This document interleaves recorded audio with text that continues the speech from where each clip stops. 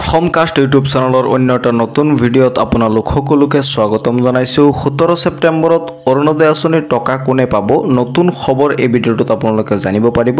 কোনে টকা পাব, কোনে নাপায়, কাৰ কি কৰিব লাগিব, সবিশেষ এই ভিডিঅ'টোত আপোনালোকক জনোৱা হ'ব।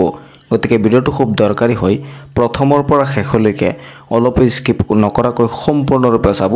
আৰু এটা সৰু ৰিকুৱেষ্ট কৰি মোৰ চেনেলত যদি আপুনি নতুন আহিছে, আগতে কেতিয়াও অহা নাছিলে, তেনেহ'লে মোৰ এই চেনেলটো ছাবস্ক্ৰাইব কৰি ৰাখিব। চৰকাৰী আঁচনি ৰিলেটেড যিকোনো ধৰণৰ ভিডিঅ' আপোনালোকে এইটো চেনেলত সদায় পাই থাকিব।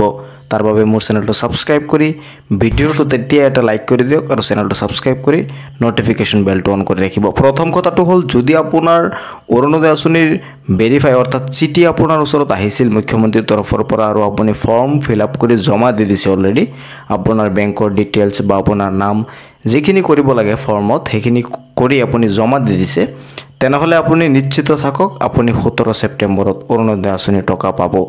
আৰু দ্বিতীয় কথাটো হ'ল, যিসকলৰ মোবাইলত ইতিমধ্যে 1 টকা এটা সোমাইছে বুলি মেছেজ আহিছে, স্ক্ৰীনত হয়তো মই মেছেজটো দি দিছোঁ, আপোনালোকে দেখা পাইছে। এনেকুৱা ধৰণৰ মেছেজ যদি আপোনাৰ তাত মোবাইলত আহিছে, আপুনি চেক কৰি চাব।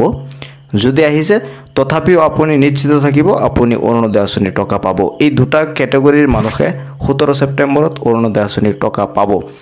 আৰু বহুতেই ইতিমধ্যে জানিব বিচাৰে যে আমাৰ নাম আগতে অৰুণোদয় আঁচনিৰ লিষ্টত আছিল, কিন্তু এতিয়া অৰুণোদয় লিষ্টৰ পৰা বা এতিয়া আমি মোৰ ওচৰত চিঠিও অহা নাই, মেছেজো অহা নাই, তেনেহ'লে কি কৰিব লাগিব? এই ক্ষেত্ৰত আপোনালোকৰ অনলাইনত একো কৰাৰ কোনো ছিষ্টেমেই চৰকাৰে ৰখা নাই। বহুতে ক'ব বিচাৰে যে চৰকাৰে কিয় অৰুণোদয় আঁচনিৰ লিষ্ট অনলাইনত নিদিয়ে বা অনলাইনত এইসমূহ কাম কিয় কৰিব নিদিয়ে, সেইটো চৰকাৰেহে জানে।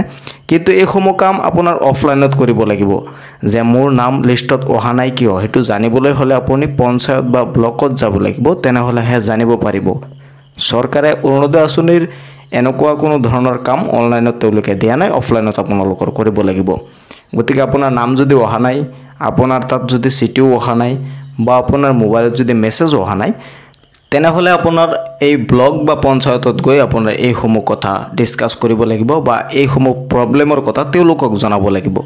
তেতিয়াহে তাৰ পৰা কিবা এটা কৰিব পাৰিব। অনলাইনত মোবাইলৰ জৰিয়তে বা আপুনি CSC চেণ্টাৰত গৈ পেলাও একো কৰিব নোৱাৰে। আৰু যিসকলৰ ইতিমধ্যে মেছেজ বা ফৰ্ম আহি গৈছে বা আপুনি মেছেজ পাইছে বা ফৰ্ম ফিল আপ কৰি চিঠি পাইছিলে, তাৰপাছত ফৰ্ম ফিল আপ কৰি আপুনি সুলভ ইন্ধন আঁচনিৰ ফৰ্মো ফিল আপ কৰি জমা দিছে, আপুনি নিশ্চিত থাকক 17 ছেপ্টেম্বৰত আপোনাৰ বেংকৰ একাউণ্টত অৰুণোদয় আঁচনিৰ টকা সোমাই যাব।